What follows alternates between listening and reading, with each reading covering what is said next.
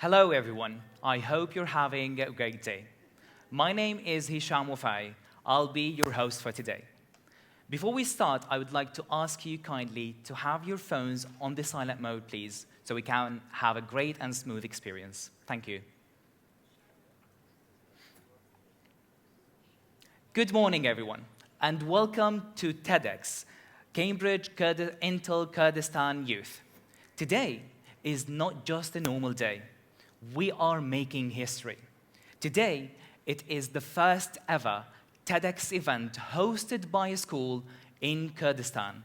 Cambridge International School is making history, and it is officially on TEDx map. Can we have a round of applause for that, please?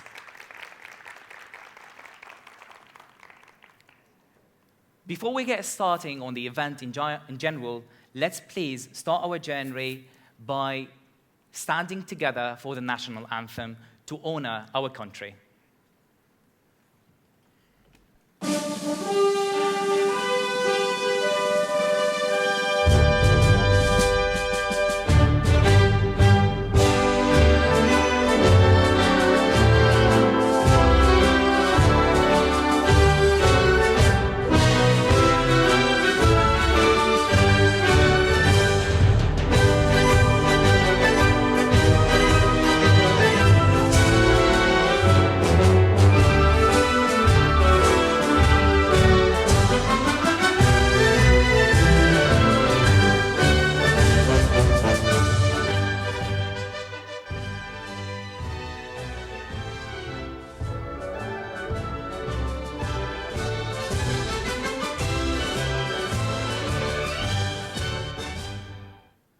Thank you.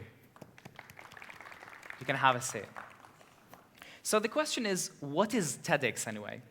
TEDx at heart is all about ideas worth sharing. Today is all about you, the thinkers, the doers, and the fixers. Because today the mic belongs to youth. Today our speakers, they're going to speak to your hearts, to your minds, and even to the entire world. So we're going to start by showing you a brief short video about how the passion of TEDx works.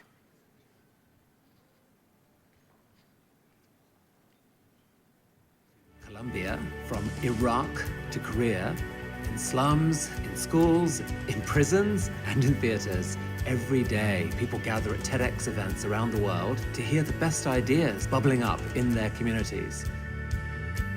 Today, you are part of a global conversation about our shared future. So what is this TEDx? TEDx is an initiative of the TED Conference, a nonprofit devoted to ideas worth spreading. We grant free licenses to allow TED-like events to spread globally. This event today is based on the TED Conference format and ideals, but is independently organized by your local community. So please make sure to thank the team of volunteers who worked so hard on today's event. It's their ideas, dedication, and time that made it all possible. It's they who booked all the speakers, and the views you'll hear today are, of course, those of those speakers, not necessarily of TEDs. We hope their talks spark an exciting conversation among you. This is a day for curiosity and for skepticism, for openness and for critical thinking, for inspiration and for action. The more you enter into it, the more you'll take out. And now, on with the show.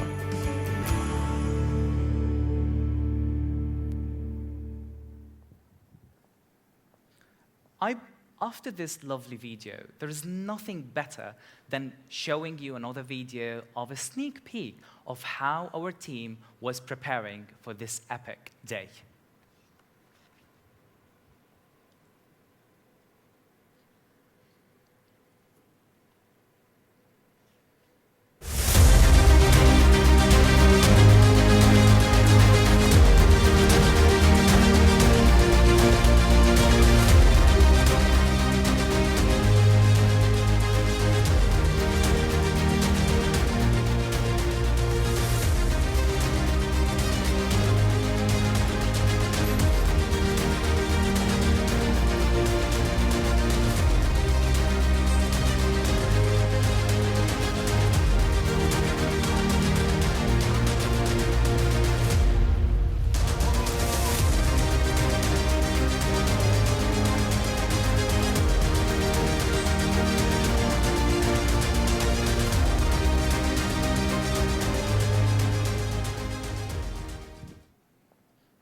Please, I want to hear a big round of applause for the trainers, the speakers, the people who are here attending. Okay, are you ready to start? I can't hear you. Are you ready to start? Yes. Lovely. So, alrighty then. So, I would like to invite someone very special to the stage. She is the person, the supporter for our students' success, ideas, and mindset. Please, welcome with me to the stage the Vice Principal of Cambridge International School, the member of headquarters, Ms. Joanna Ball.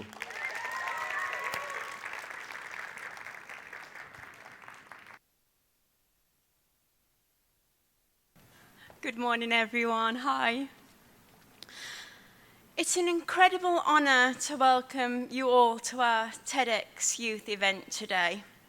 A celebration of ideas, courage, curiosity and vision. As you've heard, my name is Joanne Ball, and I have the privilege of serving as a HQ member at Cambridge International Schools in Kurdistan, the proud host of today's inspiring event. This is more than just an event.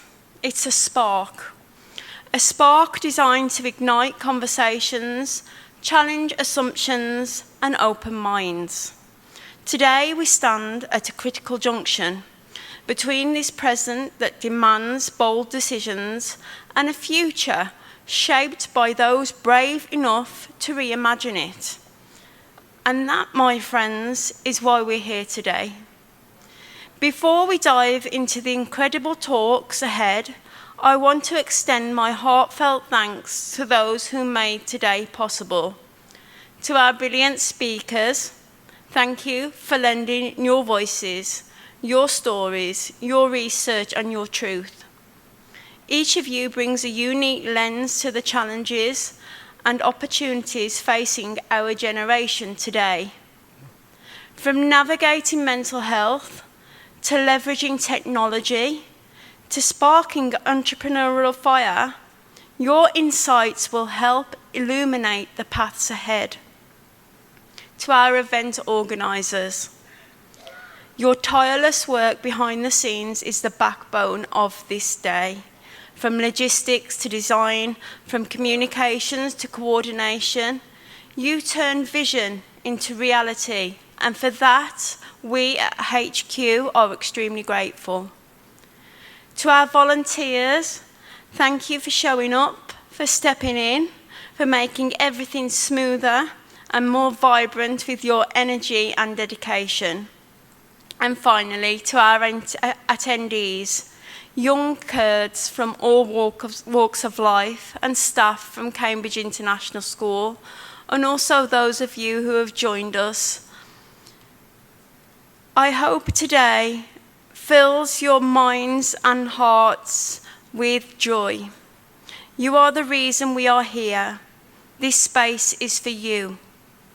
We are living in a time of incredible change. In this rapidly evolving, hyper-connected, globalized world, young people are more informed, more mobile, and more interconnected than ever before. And yet we are also confronted with greater complexity, uncertainty, and pressure. We are bombarded by information, but often lack clarity. We're connected through screens, yet mainly feel deeply disconnected in spirit. We're expected to solve problems we didn't create, from climate change to conflict, from inequality to misinformation. That's why critical thinking in this digital age is not a luxury, it's a necessity. Learning now to question what we see, to distinguish between fact and noise, and to think independently, this is how we reclaim agency in a world that too often tries to think for us. At the same time, we cannot talk about leadership, change and innovation without also talking about mental health.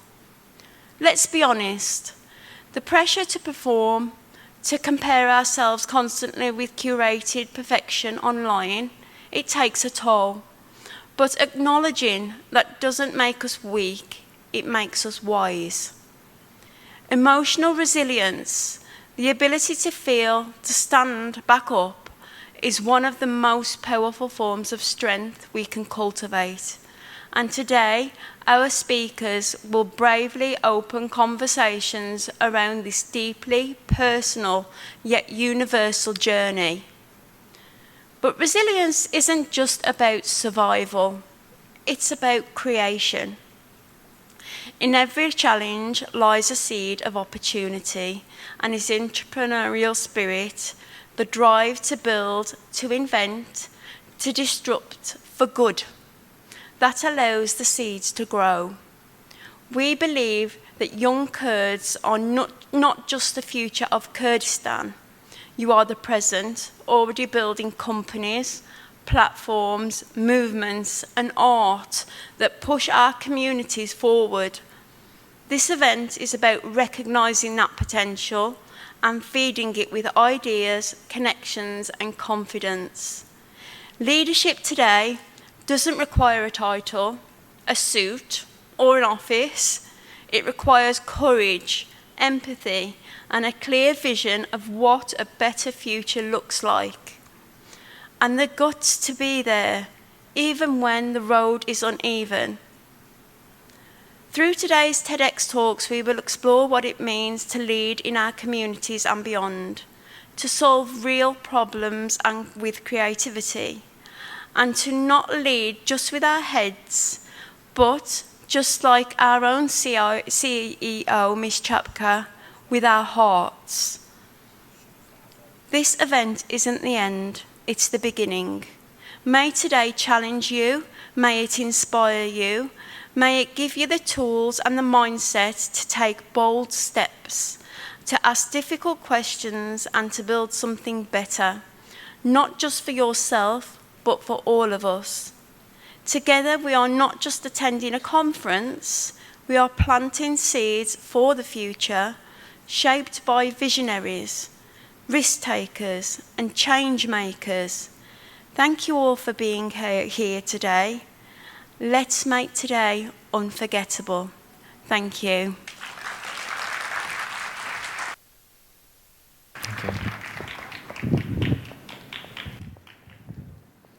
Thank you very much for the lovely intro, Ms. Jo. We thought of something. Since our TEDx today is all about youth, we thought of starting strong and young. Our very first speaker for today is one of the youngest people among. Don't let that fool you, because she has got insights that will make you rethink how to cope with today's world. Please, welcome to stage Ms. Baran Shahram.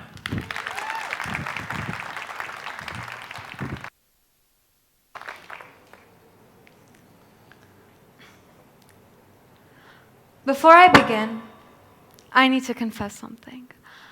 I wasn't supposed to be here today. Not because I didn't want to, no, but because I almost said yes to too many things and forgot to say yes to myself. I'm Baran Shahram, a 17-year-old girl who's always prepared, always involved, always on. I took on 5 AS-level subjects, joined the debate team, and even student council. Yet, I still somehow found myself saying, no, miss, of course I can do it, when I got asked to do a TEDx talk right in the middle of my final exams. I mean, I wasn't always like this. I didn't always mindlessly agree to every single thing that was asked of me, no. When I was 13 years old, I received a phone call. They were offering me a spot in an international writing competition. I mean, it should have been a dream come true. I loved writing. But for once, I didn't feel excitement with my full chest at the sound of an offer. In fact, I was kind of uncertain. I wanted to choose something that was in the best interest of my comfort and not success. So, feeling puzzled, I went to my parents to ask for advice, just like any other little girl would have. They told me that it was up to me and that I should do what makes me most comfortable. So I did. I politely declined and told them, I just don't think I can take this on right now. Innocent enough, right? Not exactly. everything shifted. I mean, my parents, they weren't angry, not exactly, but they were disappointed.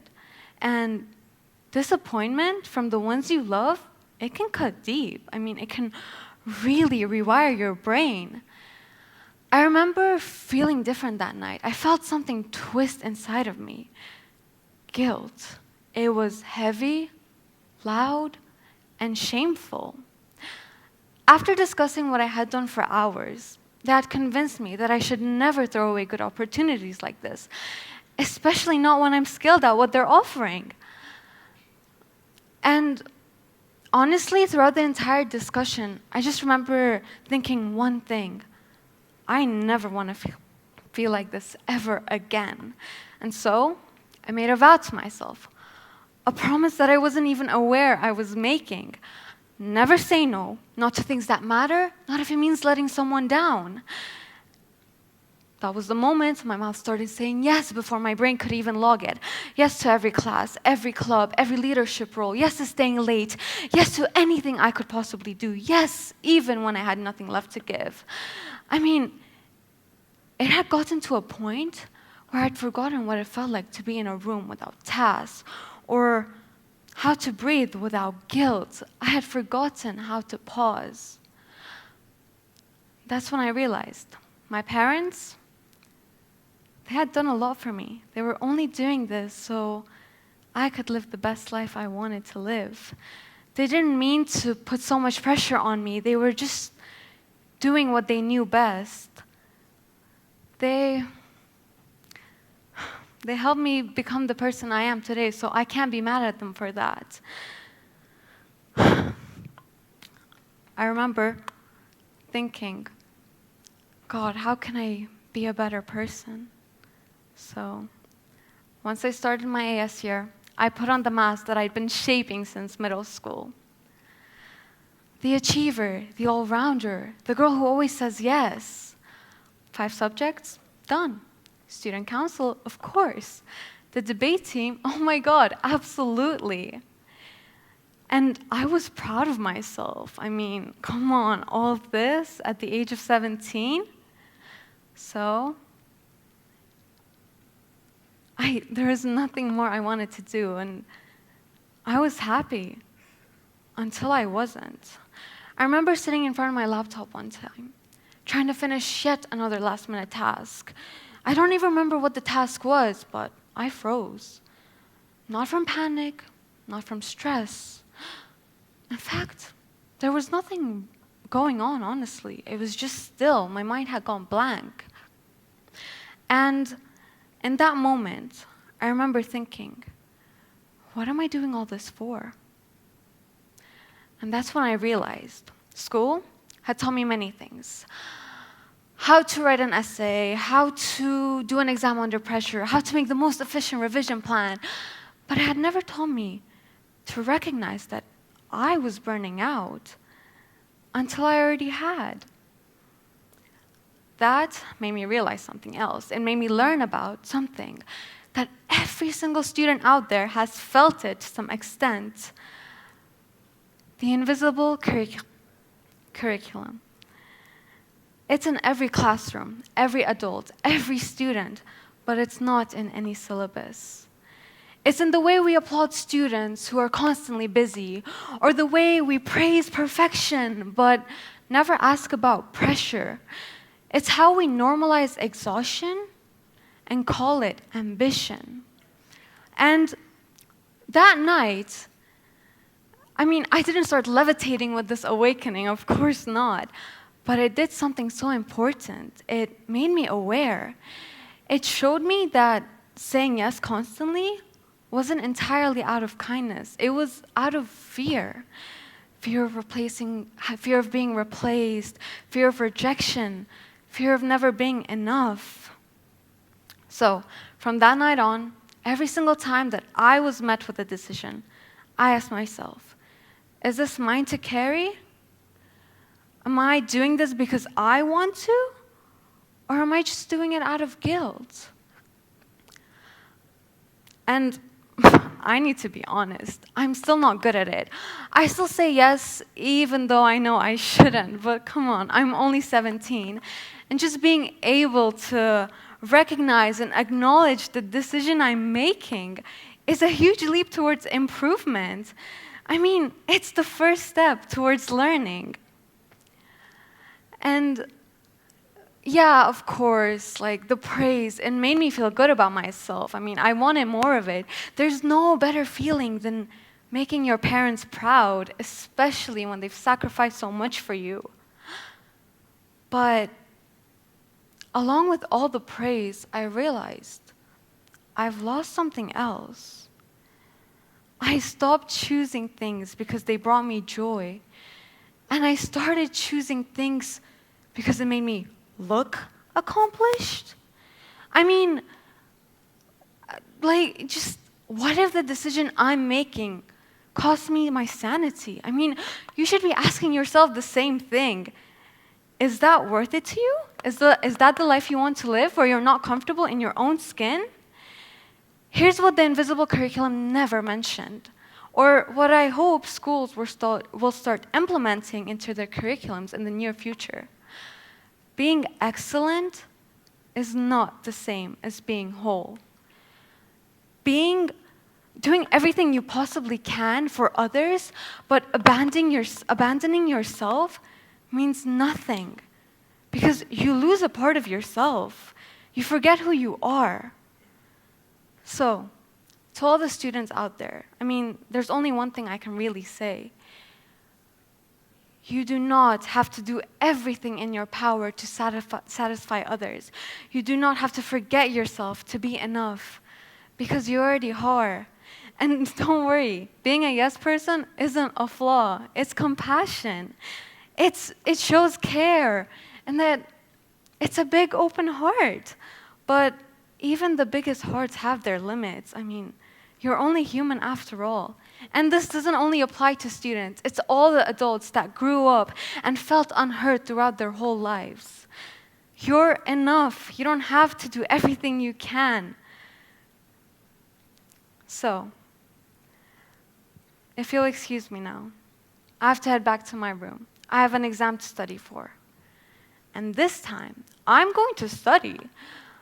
But I'm not going to do it for approval or to prove my worth or anything like that. I'm going to study because I choose to show up for myself. Thank you for listening.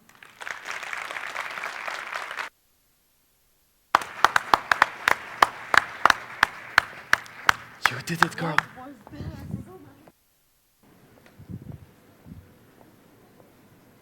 The only thing I can say, wow. Baran just showed us that age has nothing to do with impact. Because as we mostly know, the youngest voices can sometimes have the biggest and the loudest impact. Speaking of loudest impact, our next speaker, one of the leaders that help shape the students' mindsets, success, and future. Please, there is no need for introducing him, but I have to do it. Please, welcome to stage, Mr. Bawan Omar.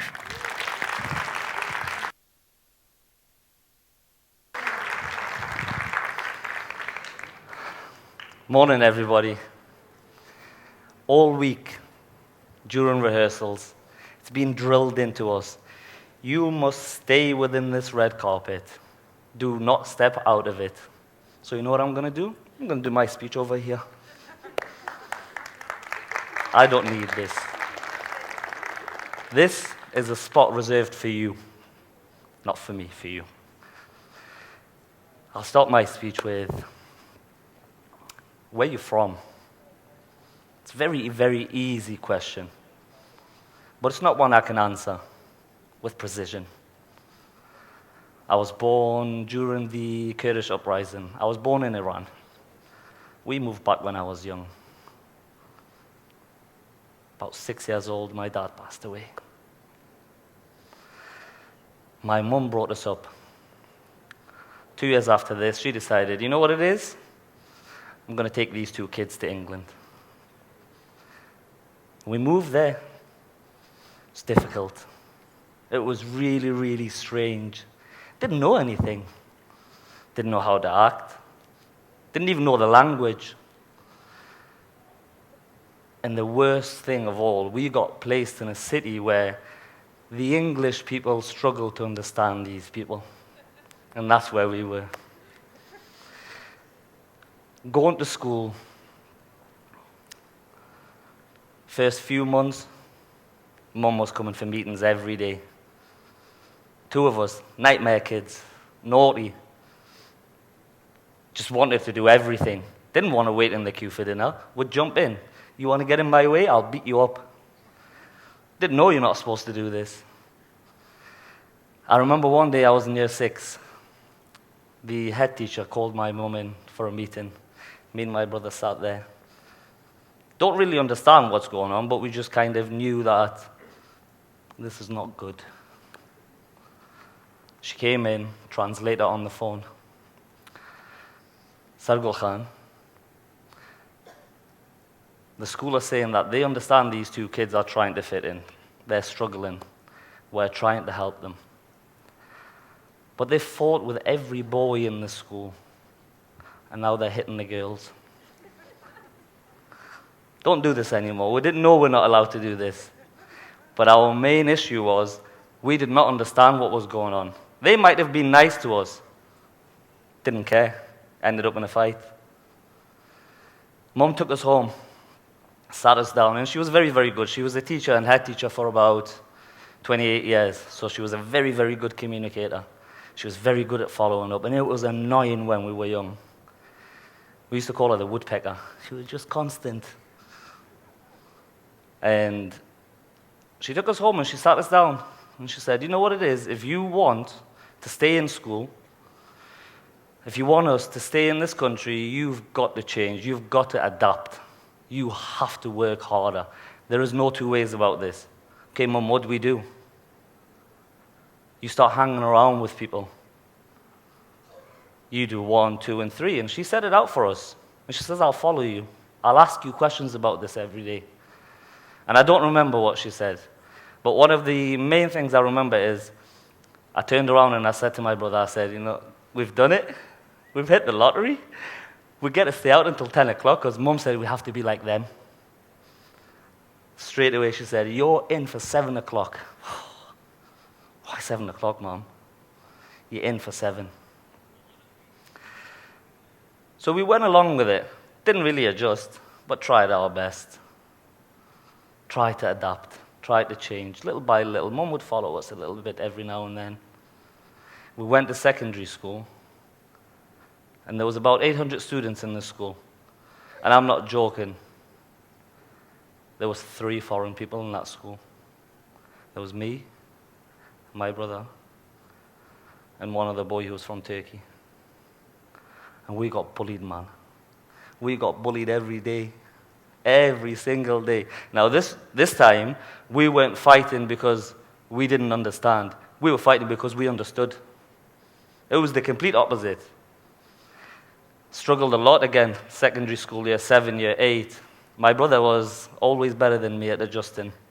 Didn't take him very long to find his feet, to find friends. I was always in trouble. Getting sent home, behavior reports, detention, you name it. Mum getting called in for meetings. This became the norm. This was absolutely normal for me. 1 day in school, 3 days at home. Okay? I know, thank you.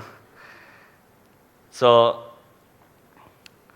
towards the end of year 9, bad reputation hanging over my head. And I remember the school always saying, we're only keeping you here because your mum's very nice, because we have no problems with your brother. All right, thank you. If I'm getting to get away with this, I'll keep doing it. But towards the end of year 9, as I started growing up a little bit, I had a little chat to myself. Didn't make a promise because I'm not good at keeping promises. And I just thought to myself, you know what it is? I've got to change. So I went back to school in year 10, full of hope, full of optimism. I'm going to do this. I'm going to be good. First week, go home for 3 days. Why? But this time something changed. I didn't react the way that I always reacted. There was no lash out from me. I just accepted it, that this is me with a bad reputation, one that I created for myself, and one that only I can change. So I went back to school after 3 days. Fine, get on with it, put your head down. I was all right. What I did is there was a group of kids that had just recently came to the school, and they always hung around with each other, never really interacted with anybody. I went and started hanging around with them, and they always thought that I was helping them fit in, but in reality, they were helping me. I was back to square one. Okay, I could speak English. I didn't know what to do. Year 10, I was all right. Year 11, brilliant. Done my GCSEs. Got decent grades. Done well. And the thing that Mum always used to do is in the summer, she would bring us back to Kurdistan. Not spending summer in England doing nothing, son. We're going back to Kurdistan. I've got no friends here. I've got no one my age that I can hang around with. So I would sit in my uncle's shop in Rania for 6-7 hours a day, just doing nothing. 2 months of the year. But what this did is this still instilled Kurdistan and our roots deep into us. We weren't allowed to speak speak English at home when Mum was around. We were forced to speak Kurdish. So I've always been all right at speaking Kurdish, but I'm not good at reading or writing. And whenever I go somewhere and they say, "But you work at a school?" I say, "Yes, I do, but I can't read or write. I can read now, but I can't write. I can speak." So GCSEs, we got our results, went back, college. This is my time to do what I want to do. I'm going to go in there, and that's it. I'm going to go to college. Mum sat me down. You're going to do computer engineering and software design. Well, it's not what I want to do. Yeah, but this is what you're going to do. This is what is going to take over the market in the next few years. So this is what you should do. And I remember looking at my brother and saying, "You're going to do law." And guess what? I went to do software engineering and web design. And I hated it. But I stuck out with it for a year. First year, I got really good grades. Second year, it was coming towards the end of the second year. Around about Easter time, you get a 2-week break. Went off on the holidays, finished, not going back. "What do you mean you're not going back?" "No, that's not what I want to do. I'm not going back." I hated the idea of sitting behind a desk with a computer in front of me and doing nothing. I can't keep still. I've got a little bit of ADHD. Some people call it a disability. I call it an absolute ability. I can't keep still, okay? And I hated doing this, so I just didn't go back. I enrolled to go and join the British Royal Navy. I'm going to go into the Navy. Now, you say this to someone here, and they think that you're going to be at the front of the ship with a gun and you're just going to be firing away 24/7. And that's exactly the picture my mum had in her head. So my uncle got on the phone. You know, we're Kurdish, our uncles have to have a say in what we do, and our aunties have to decide what we do and how we do it and where we go. So my uncle got on the phone. Said, "Son, what you doing?" I said, "I'm going to the Navy." He said, "What are you going to do there? Can you swim?" I said, "I don't need to swim. I'm going to be an engineer on a boat." He said, "Can you not be an engineer on land?" I said, "What do you want me to do?" He said, "I want you to go back to college." And I love my uncle. I respect him a lot. And he said, "No, go back to college and just finish what you started."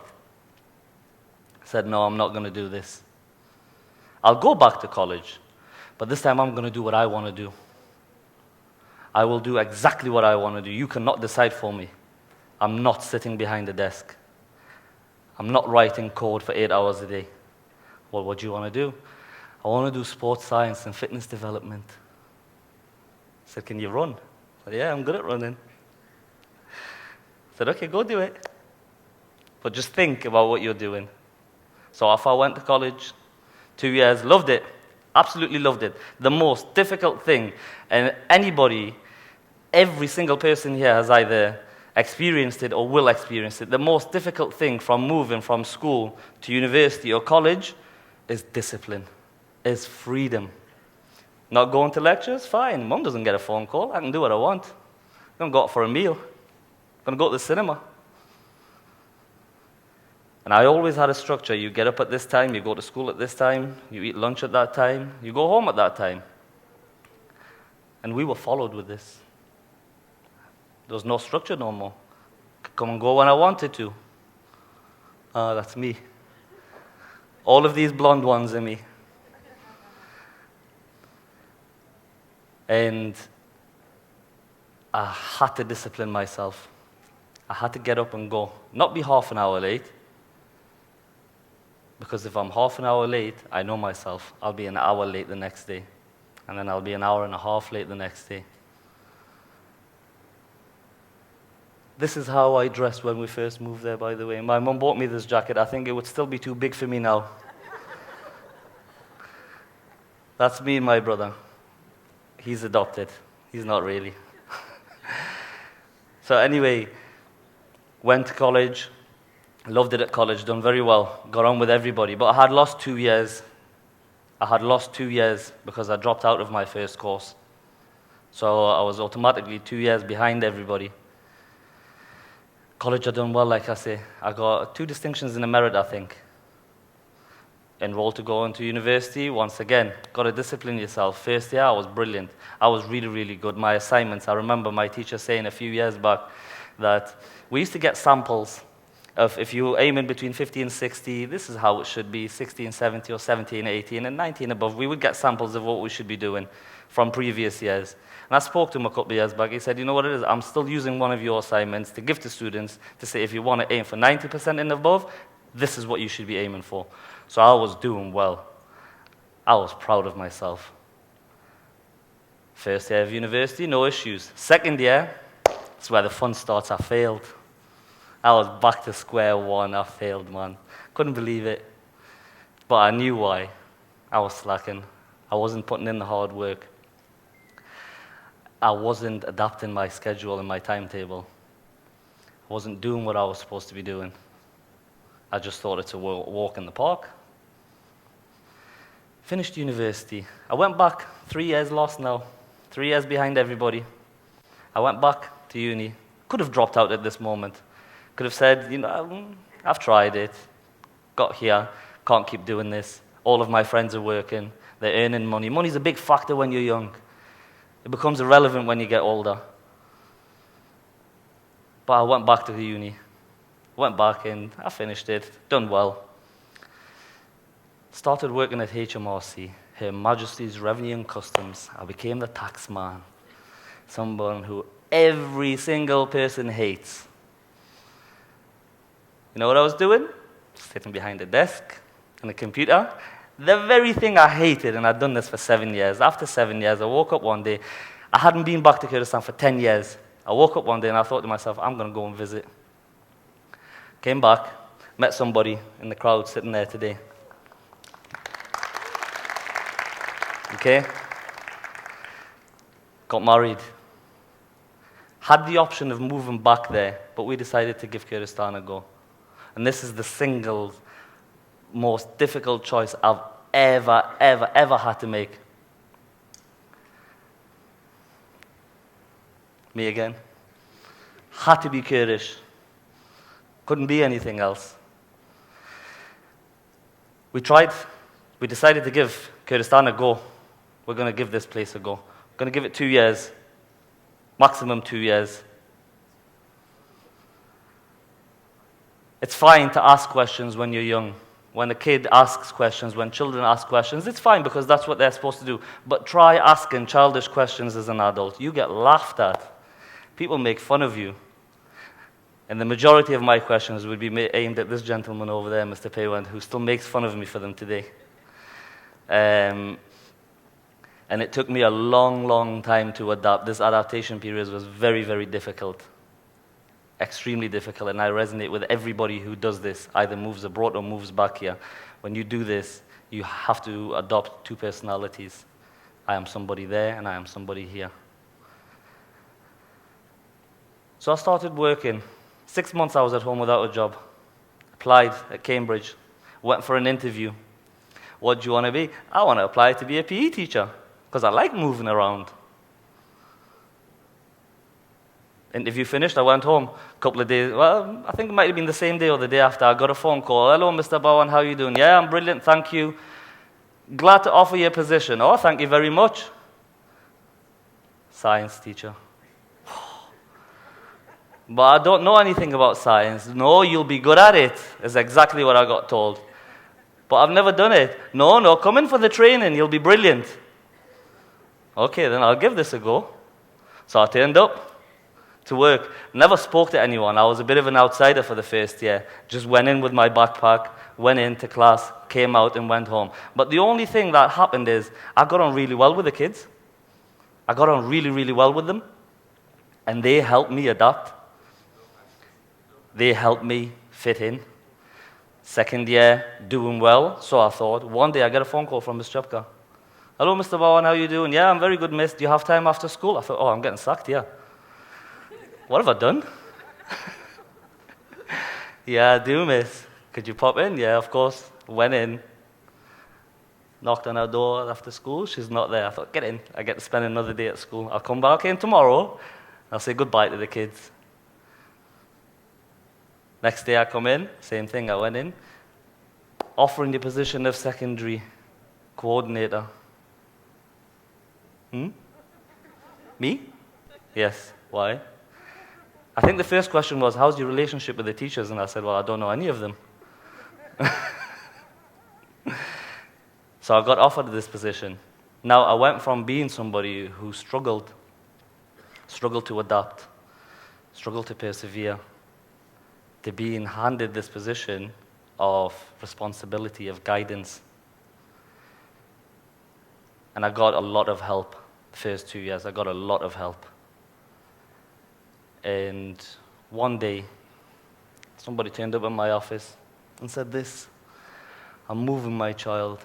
And this was after 3 years of the same kid having resit exams for math. Grade 7, grade 8, grade 9. He kept having resit exams for math. Nothing else. He was fine at everything else. And I would just constantly say to him, leave him, give him another year. Well, can you guide him? Well, he's doing everything he's supposed to be. He's working. If his hard work doesn't pay off today, it's going to pay off tomorrow. It's going to pay off next year. And next year, well, he's got resit exams again in math.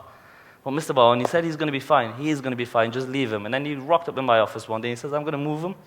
I said, no, let him do grade 10. He said, you've been dragging me for 3 years with this. I said, yeah, but let him do grade 10. It's his IGCSE exams. He's going to be all right. Just let him get this qualification. He says, okay. He left him. And this specific student, if I'm not mistaken, got 4 B's and a C. Very, very, very good for somebody who was failing. He's going to graduate this year. That very student is going to graduate this year. And he's going to have the option whether to go to med school or to go to engineering. And do you know what he chose? He chose math at AS and A level. This thing that he had struggled at for years, he chose it. Why? He said, because I've done all the work for it. I know how to study for it. He didn't give up. And I saw myself in him. Thought, you know what it is? This is exactly what I want. And I want to leave you with a very, very small quote. Something very, very small. Everybody know what crabs are? If you go back one, this one, perseverance. I didn't give up. I've got a family and I've got 2 kids now.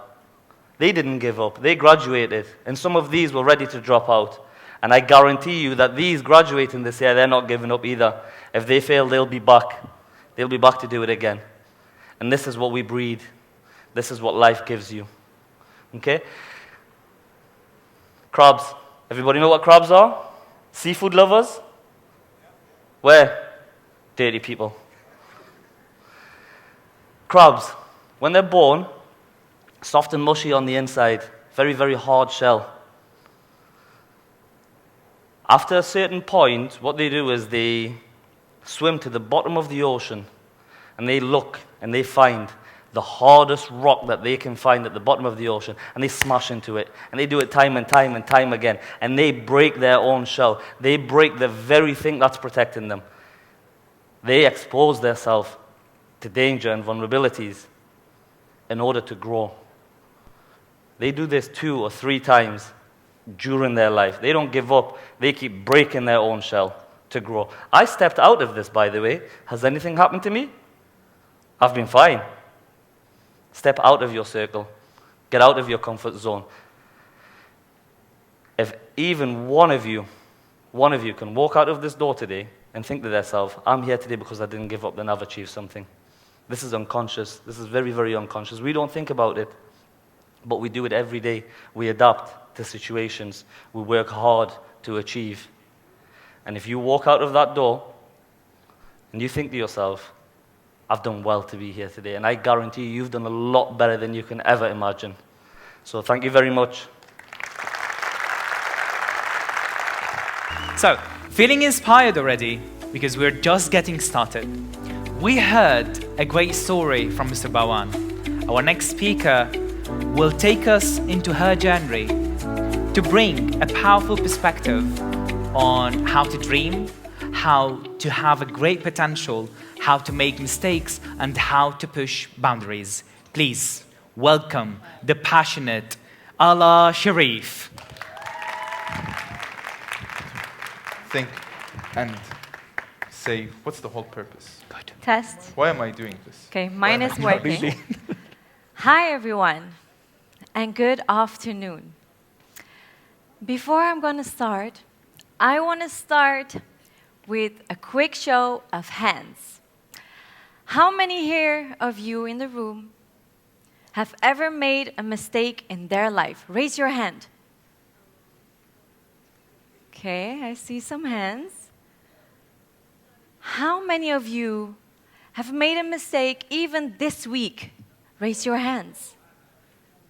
I still see a lot of people. Okay, so what I'm about to tell you, don't attack me yet, but I do not believe that any of you here made a mistake. I see some people looking very confused. Yes. Let me take you into my world of why I do not believe in mistakes the way that we are taught to. When I was in my final year of university, I always thought I had it all figured out. When people saw me, they would always see me smiling, very organized, and always in the room. But actually, behind the scenes, I was dealing with a lot of pressure, expectations, and even got into a burnout. So let me tell you what happened. 2 weeks before my final thesis defense, I was told that there's a 50-50 chance that I might not pass my thesis. I thought to myself, what do you mean I might not pass my thesis? The student who was always at school, the student who always tried to help others, and the student who was in the classroom 24/7. Me not passing? No way. So I went back home, and the first thing I did, I started to cry. So first I was like, no, I can do this. And then when I came home, I was like, no, this cannot be true. I will pass my thesis, and I will graduate this year with all my friends, because there's no way that I'm going to accept not passing. So I went into my room again. I locked myself up. I rewrote entire sections. I practiced every single word. I prepared myself in the most efficient way to get what I had to do that day, just pass my thesis.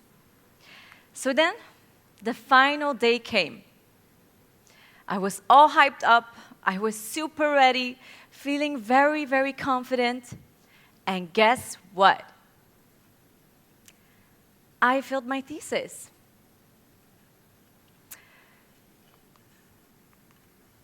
I know. I was just as shocked as some people here in the audiences. Some of you looked at me like, really? Yes, really. I failed my thesis. And at that point, I couldn't believe what I just heard. I was like, you guys are joking, right? And they were like, you know what, Ala, you really tried your best. And we could see that you've put a lot of effort into your work, but it's just not enough. At that point, I went home again. And I cried again, but this time even more than the first time. Because this time it was real. I just really failed my thesis. So after crying for some while, feeling all my emotions, I picked myself up again. I was like, you know what? At the end of the day, it's not the end of the world, right? That's what they always say in movies, what you see around on social media. So I believed, you know, it's not the end of the world. I can still do this. Because hear me out, not redoing my thesis was never even an option. I mean, I'm someone that once I start something, I must finish it. There's no way that I'm leaving things halfway. I either get it done, or I just get it done. So I looked at myself in the mirror, and I told myself, Ala, you got this. Go for it.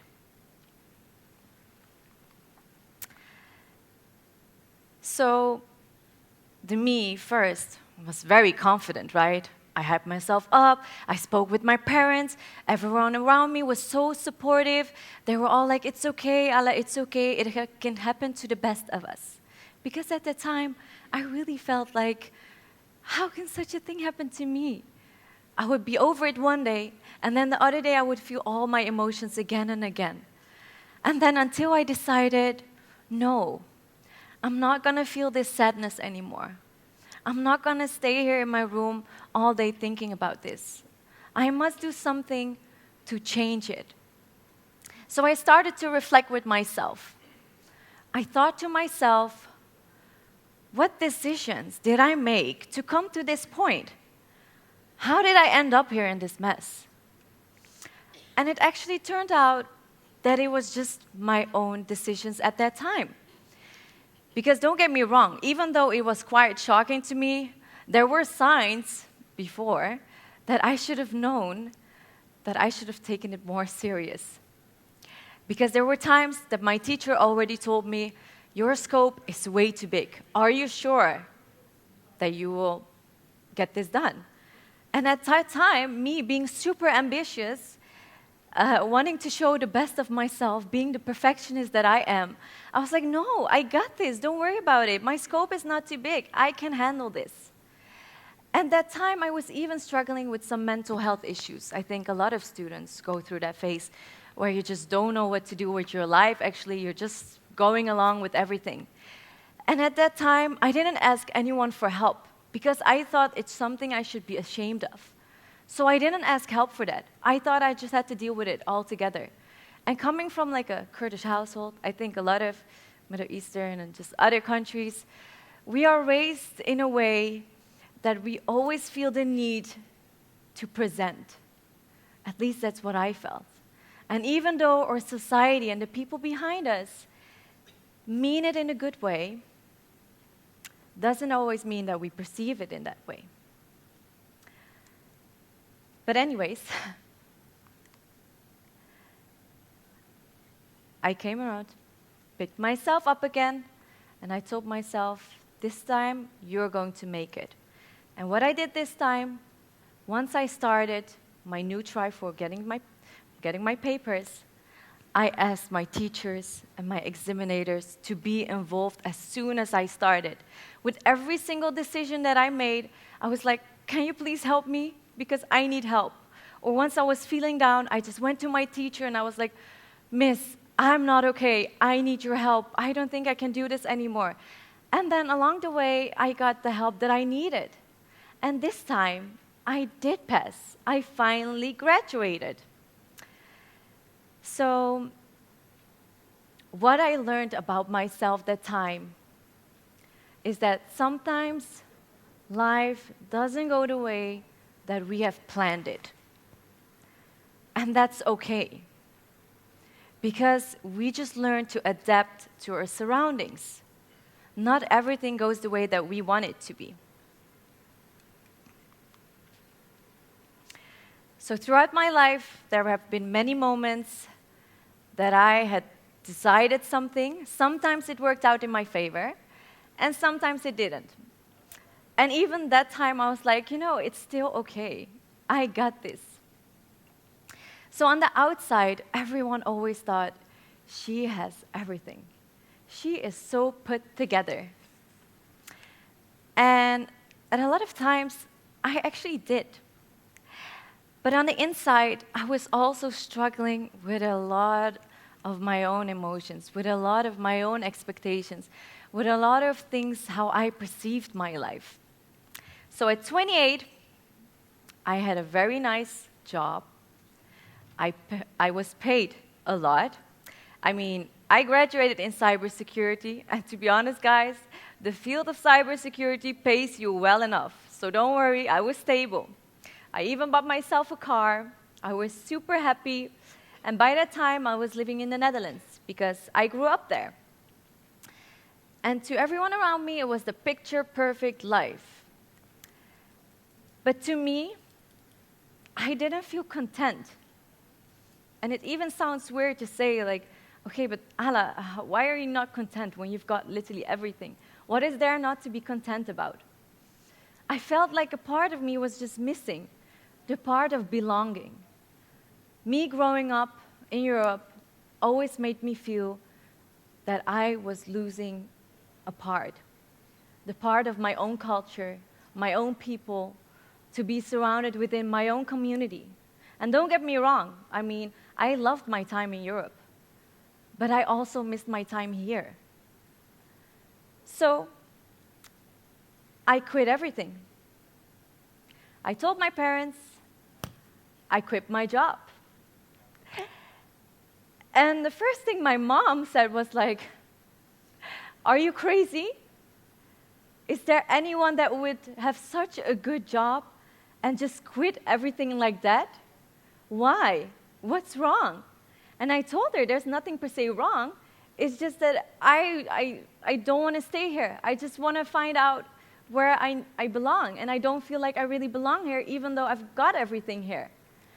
So finally, they understood my choice. But they did tell me, Ala, you're making a mistake. And I didn't agree with that. And even when I came back to Kurdistan, a lot of my family members were even joking around, what are you doing here? And to me, I felt confident in making the decision to come back. Because to me, it was something that I own. Even if it didn't go the way that I would have expected it, it is still in my decision. If it works out, then well, good for me. And if it didn't, then well, it's something that I should solve myself. Because at the end of the day, it's going to be my own life, and there's going to be some trials, but it's just up to you how you're going to fix that. And if I didn't make that decision at that time, I wouldn't be standing here today. Because coming back to Kurdistan opened a lot of opportunities for me. A lot of beautiful opportunities with beautiful people that I met, which I'm very thankful for. So now that I'm standing here, I am very, very proud of the woman that I have become.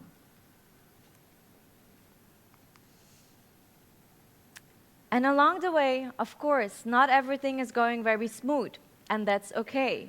It's just part of your life. Sometimes it works out, sometimes it just doesn't. And what I also learned from this is that, and I want to give that away to the audience as well, is from the theories, some people learn by going through the suffering and give meaning to it. because giving meaning to everything that you're going through makes it easier for you to accept your decisions. So even if sometimes things feel like a bit black in front of your face, it's fine. Chill. Breathe in and breathe out. You can handle this.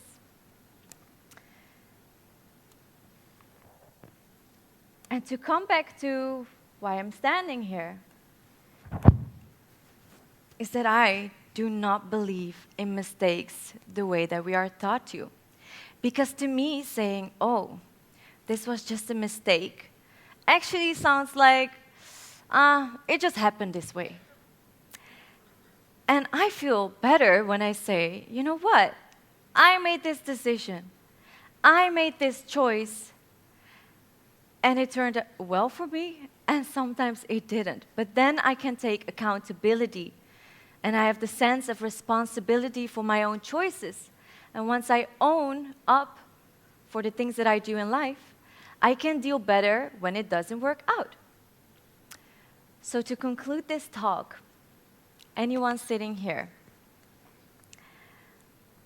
let's try, and I know it's going to be sensitive to a lot of people, let's try to, instead of saying, oh, I made a mistake, no, I made a choice today, and that choice is a teacher for a lifetime.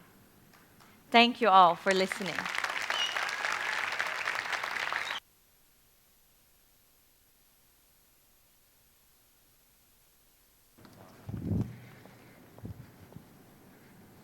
Thank you very much, Ms. Ala, for the lovely speech. We have been in this journey for a couple of speeches now.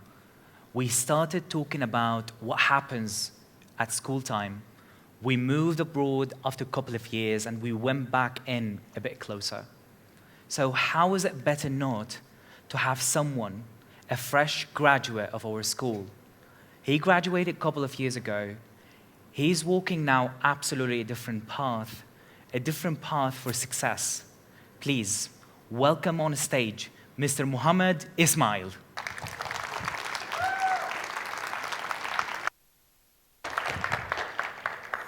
Test. Okay. So, hello everyone. I'm Muhammad Ismail, a proud CISC alumni. When I was younger, I always dreamt to become a doctor. Go abroad, study, become an expert, and come back to serve my people. Sounds wonderful, right? Well, it did to me too. So I generally thought this was my dream. This is a path that I am meant to follow. But as the school years slowly passed by, I realized that medicine wasn't my only passion. I had other stuff in mind. So me, being curious as always, and I remember how when I was a kid, I used to stare at world maps, trying to know every country name, the flag, and even sometimes its capital. So I started to explore. I went to internships, I started volunteering, I attended panel discussions. And then came a big opportunity for me to show myself to my surrounding. The French Institute asked me to create an recycled installation art piece. And my IGCSEs were only a week away. I had to prepare for my English exam. But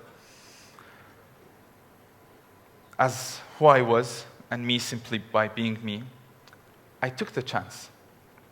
I created this art piece that you can see behind me and spent 50 hours, 7 hours a day to create this instead of studying for my exams.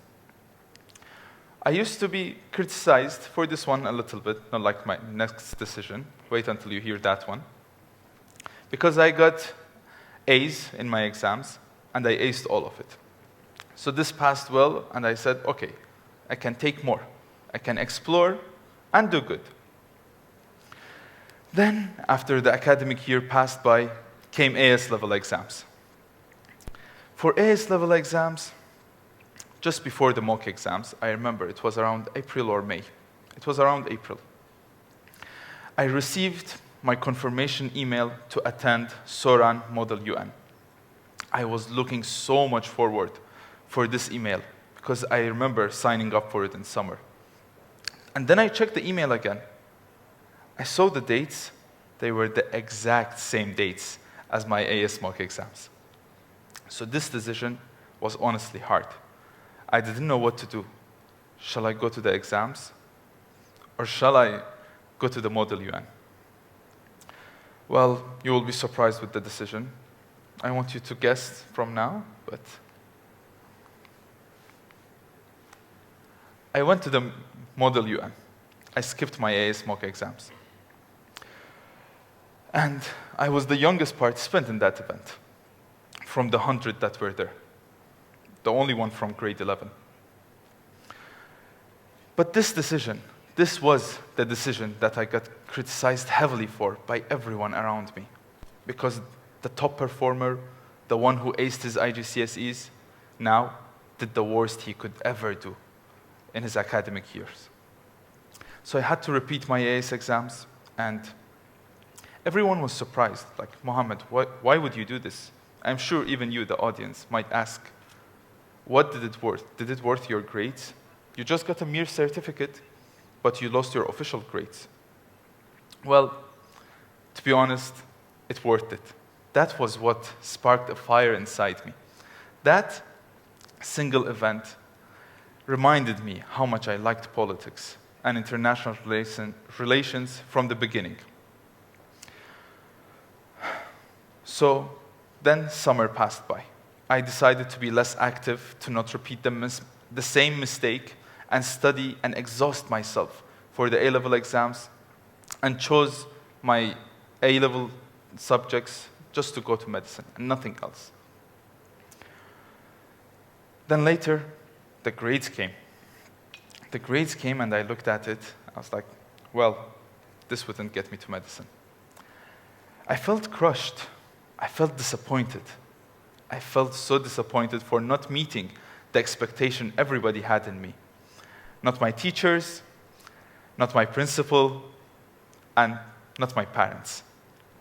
Well, especially my parents, because after all this belief that they put into me, they only asked for a simple thing: get good grades, so I can pursue anything that I want in the academic career. So, everyone around me, everyone, friends, teachers, some of them, not all, parents were always there to support every decision I made, no matter if I would repeat the year, repeat the exams, or follow what I loved the most. So I took a bold decision. I took a very bold decision. This decision was very hard. I was questioning it even halfway through my degree. So I chose politics and international relations, because that's what I love the most. And you might ask, well, what was that force? What drove you to explore and search for all this stuff and search to find your true self and what you love the most? Well, that, dear audience, was my sense of responsibility for this land that we all call home. For this land that we all call home. I appreciate the school's emphasis on these matters and also appreciate my parents' teachings. So, this land, what's so special about it? It always reminds you that there is always something greater than you. There is always something above what you have.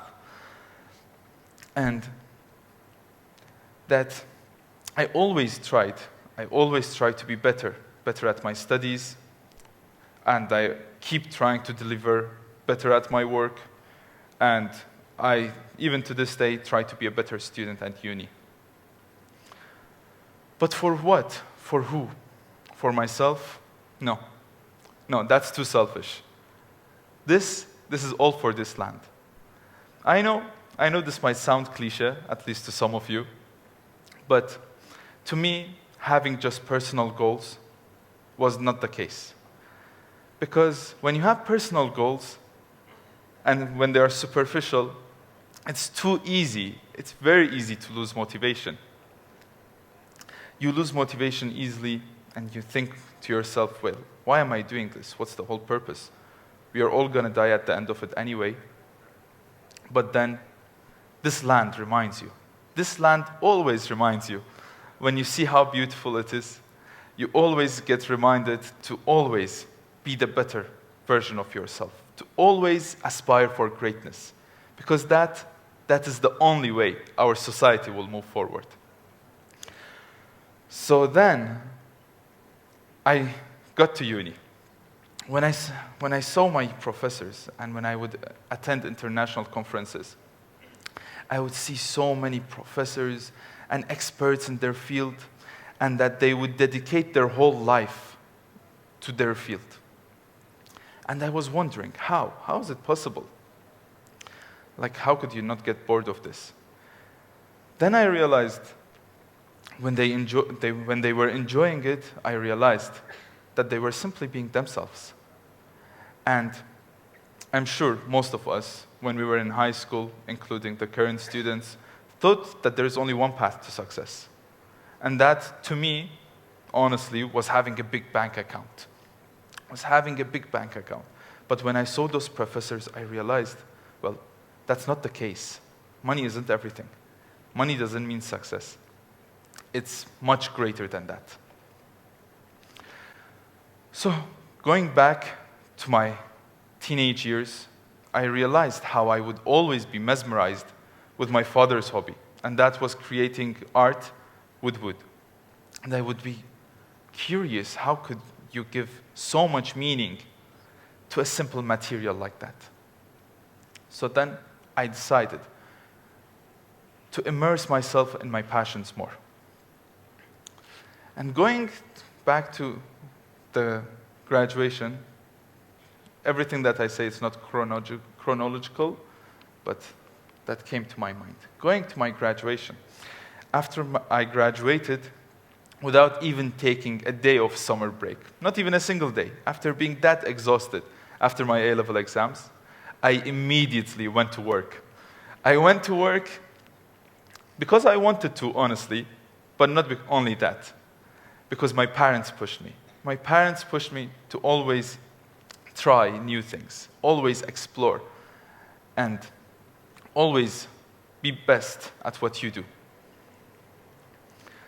So I took the role as a PR manager. From school, class, to work office. I took the role as a PR manager, and then the responsibilities slowly came along the way. They increased.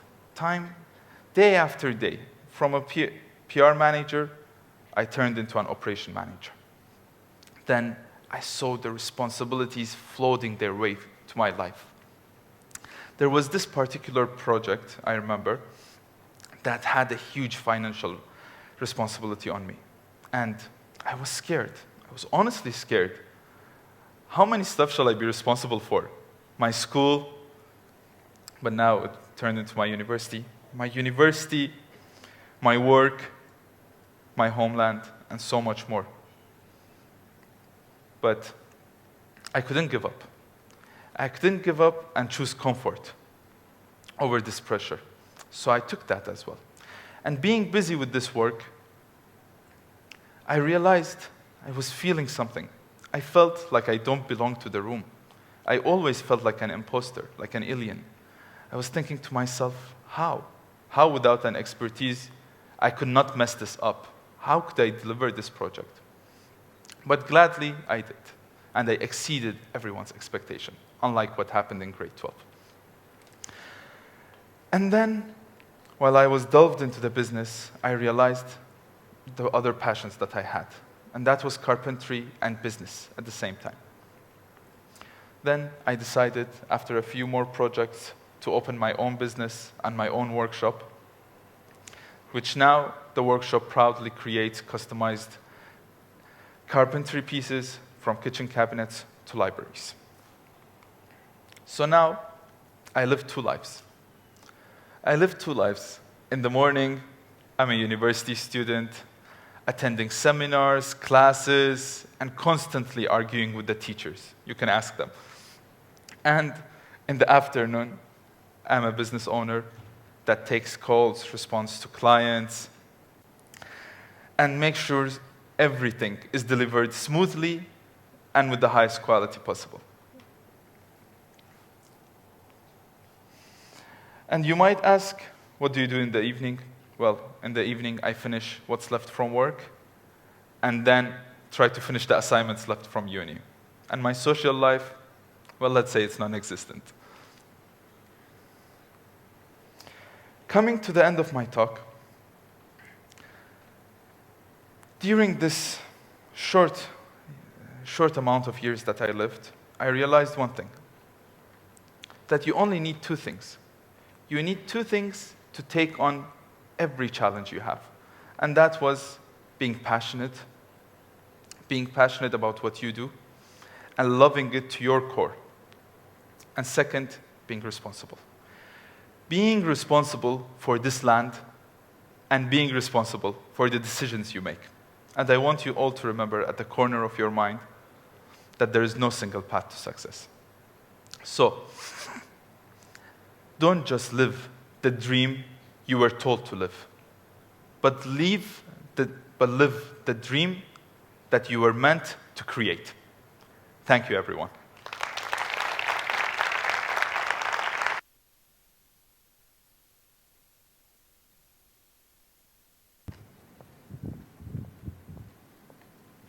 Thank you, Mr. Mohammed, for the lovely speech.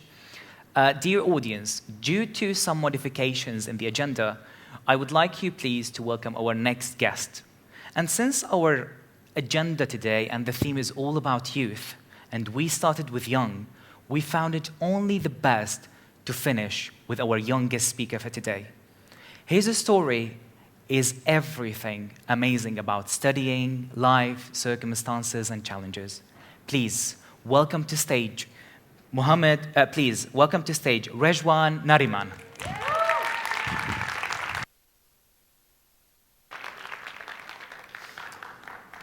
Test. Hi, everyone. So, by a quick show of hands, how many of you here knew exactly what you want to do with your life at just 15? Right? Not many of us did. The only thing I was sure of at 15 was that I hated raisins and cookies. I still do. My name is Rejwan Neriman, and I'm a senior at Cambridge International School.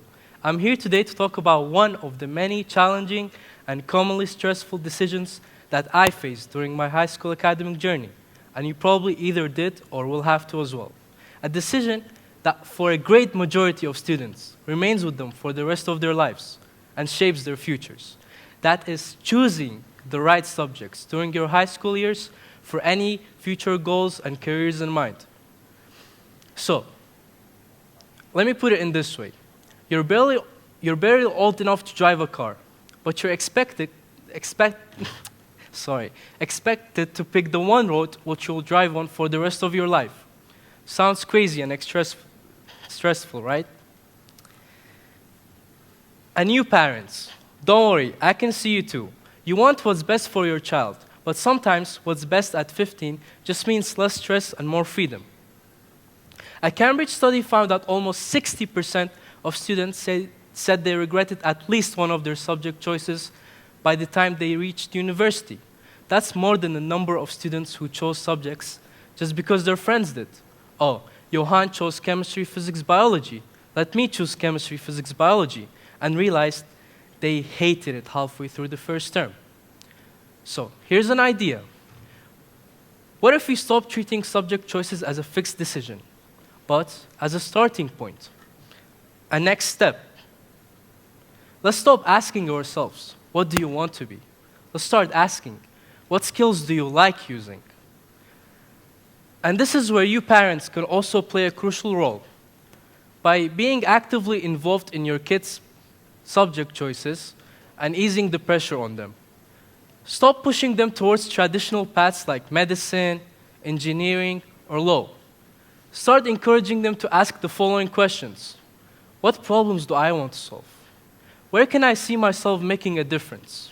Not just which subject combinations sound impressive at family gatherings, or what subjects would my uncle like me to do. And as for you students, like myself, we should explore our strengths and interests. This is our future in our hands. We shouldn't be going based off Google searches such as top 5 most paying jobs or easy jobs that pay a lot. Trust me, I've done it too. But we should do our own research, our own analysis. Because what works best for someone else might not work the same way for you, and vice versa. Let's say you picked chemistry, math, biology. Great. But that doesn't mean you have to be a doctor. You might discover that you hate the sight of blood, or operating on someone is too much pressure for you to handle. And that's okay, because on the other hand, you might love the idea of building robots that can perform surgery, or you want to pursue something different, like biochemical engineering. This is not a switch in subjects. This is a shift in skill application. Right now, there are many different degrees and careers with all sorts of subject combinations. So, choose a mix that reflects on your current interests, but also does not box you in. So, I've been wondering to ask all day, how many of you here have either switched subjects or career paths?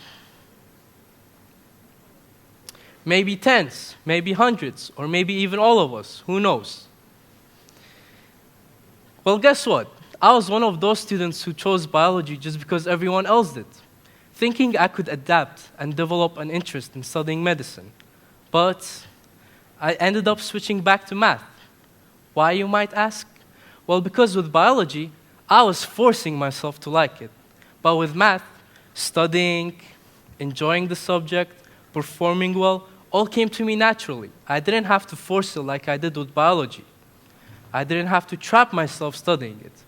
And at the end of the day, I would definitely rather lose my mind over some numbers than all those scientific terms and details to be memorized in biology. Something else I want to talk about today was that even though you may find a subject or career you know you would love and would satisfy you, it just might not be the right time. This can be due to many reasons, such as personal reasons, financial reasons, or there's just simply more global demand of another career path that works out better in that particular time. But that also does not mean you completely wipe out the memory of the initial goal you wanted. It can simply just mean a delay. To give one example of this, my dad, who's sitting right over there, hi Dad, really liked Kurdish literature during his high school years and planned to major in it at university. But with the circumstances he faced and with the lack of public interest in developing that career field back then, it wasn't the right time or place to pursue that goal. He ended up studying civil engineering at university. However, that did not stop him from writing Kurdish poems, Kurdish short stories, and even novels, and now has a library that is flooding with books. Therefore, my point is, you can always find a way back to what your initial goal may have been. If not today, maybe tomorrow. If not tomorrow, maybe in a year, maybe in a decade.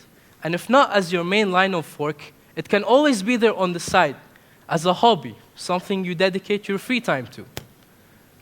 Just remember, it's important to never give up on your dreams. Here's what I've learned, and I hope you take away. To students, explore widely, switch freely. Don't let early decisions box you in, and definitely don't take certain subjects just because your best friends did. To parents, support the journey, not just the destination. To everyone else, just remember, you're not choosing your forever at 15. You're only choosing the next step. So, while you're figuring out your path, at least be confident about one thing. Raisins still don't belong in cookies. Thank you. And now, before we move on, I want you please to pay attention. In the coming 48 hours, you will all receive emails from TEDx. They will be asking you to have a survey. It's going to take only a minute. This will help us have your feedback for this year and you can tell us how we can improve for the coming one. Thank you. Now, it's time to recognize the wonderful people behind the scene, the dreamers, the doers, and the ones who helped bring TEDxCambridge to life.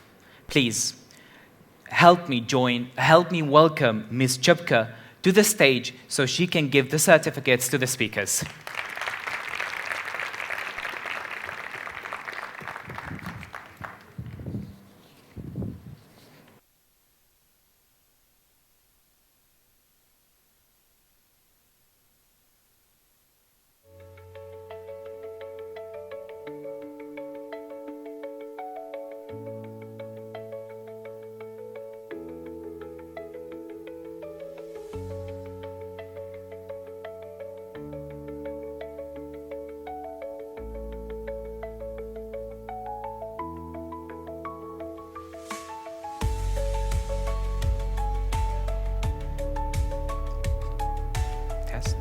Ms. Baran Shahram, please.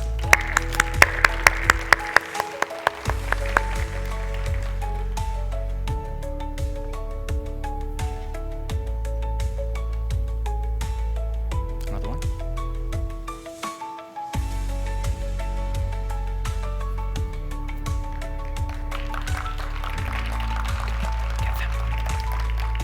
Mr. Bawan Omar.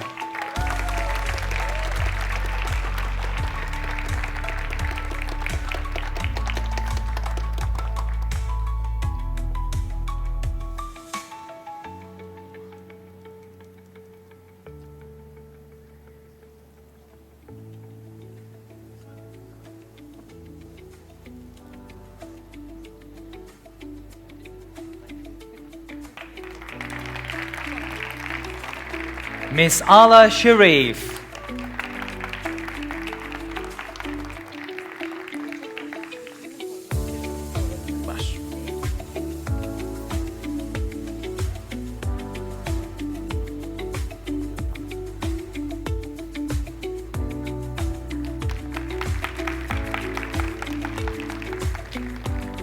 Please welcome Mr. Mohammed Ismail.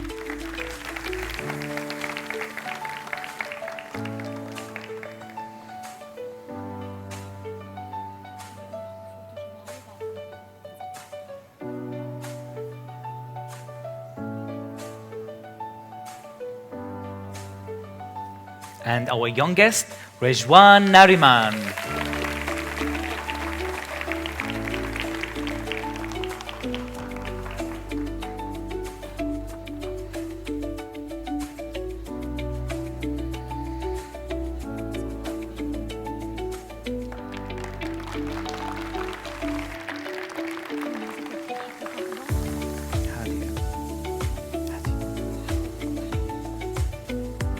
Please, a big round of applause.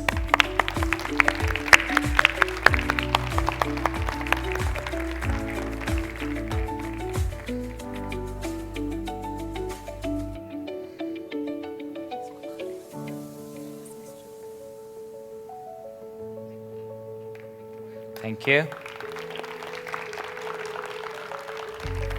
Now I would like, please, to welcome Ms. Gulkhan to the stage so she can give the organizers their certificates.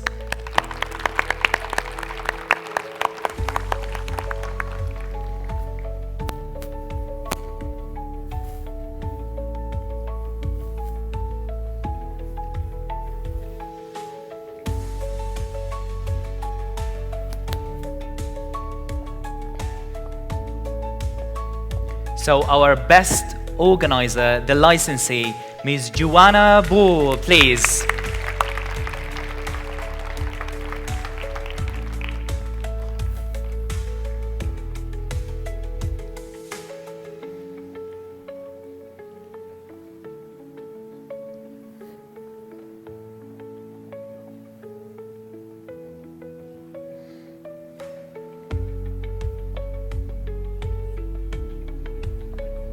Up next, Ms. Surwa Sharif, please.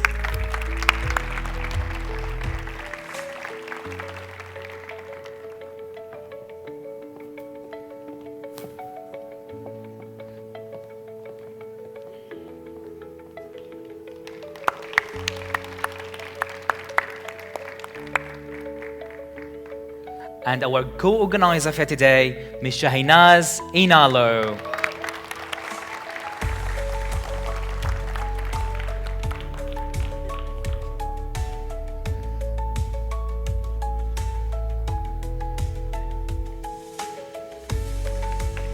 Up next is Mr. Ihab Horani.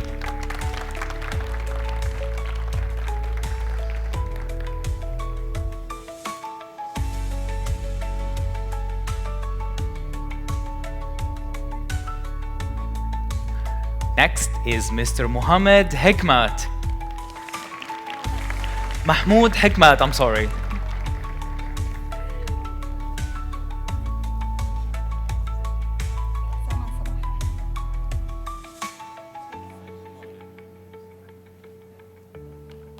Mr. Saman Sabah.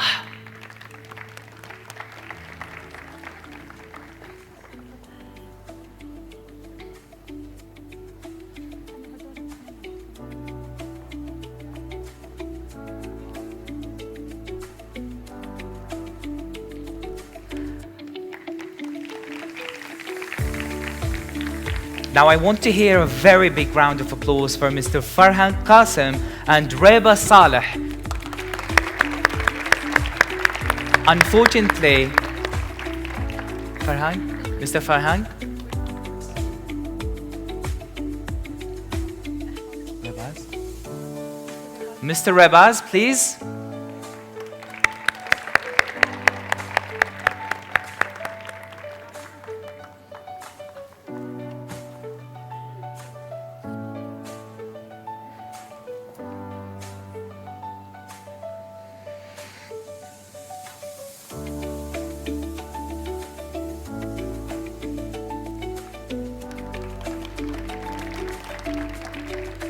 Up next, we need to join us, please, Mr. Hadi. I would like to ask you to join us to give the certificates to the musical team.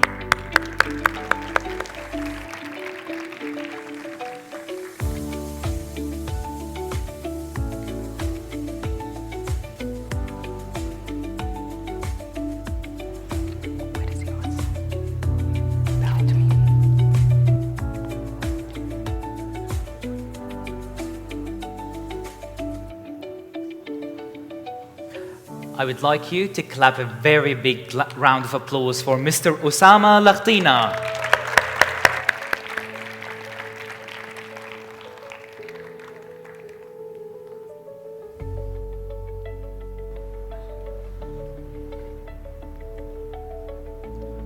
And on violin, Hana Faisal Rasool.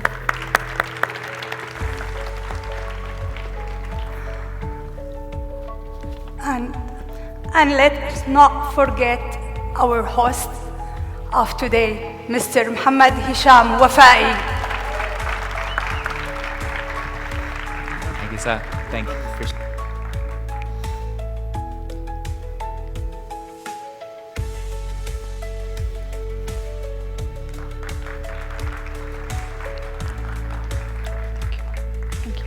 Okay. Now I would like you to give me a huge round of applause for Ms. Joanna Ball.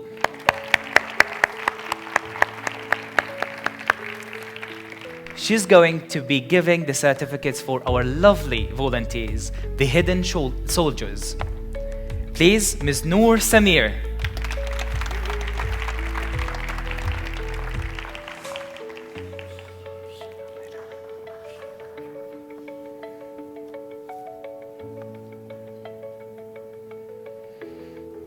Ms. Shadan Kamiran.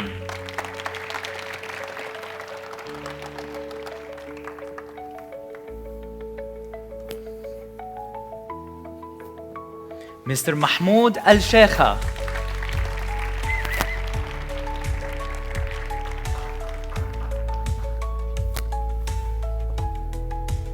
Ms. Janar Ramadan Abdullah.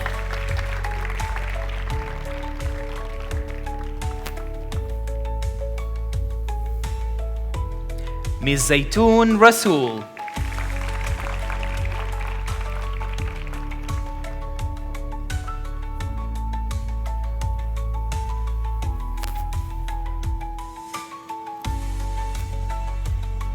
Ms. Mr. Ibrahim Mazen.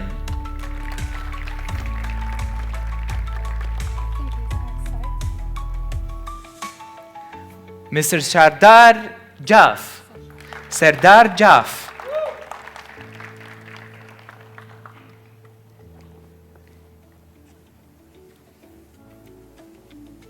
Ms. Ruha Kamiran.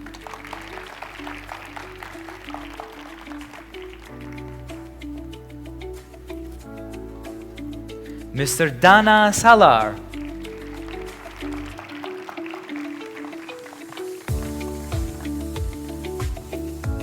Mr. John Heyman.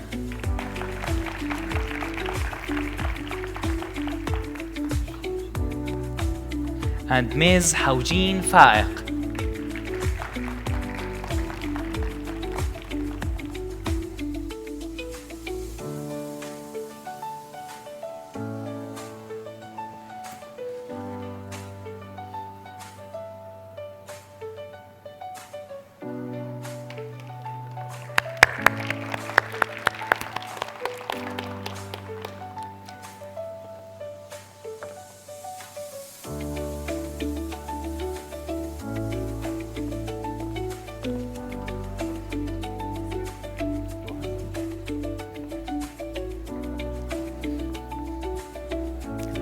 And please, a huge round of applause to you, our lovely audience.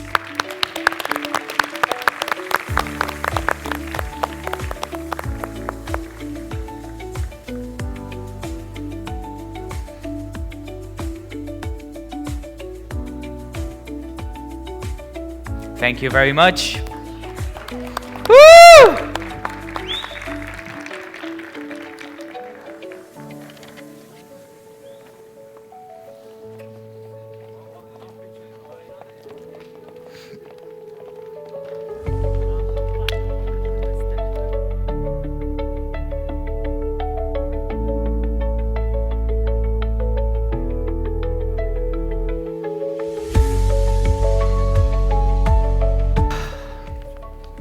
Okay, what a day. We've heard the next generation of leaders, thinkers, creators. They have all blown us away. From laughter to goosebumps, from dreams to ideas, we've seen what youth could do if given a chance and a mic and a voice. Thank you to every speaker, every performer, every volunteer, and most of all, to you, our lovely audience. I would like to remind you to keep sharing ideas, to keep asking questions, and don't you ever stop believing that your voice matters. This has been TEDxCambridge International Kurdistan Youth. Until next time, stay inspired. Thank you.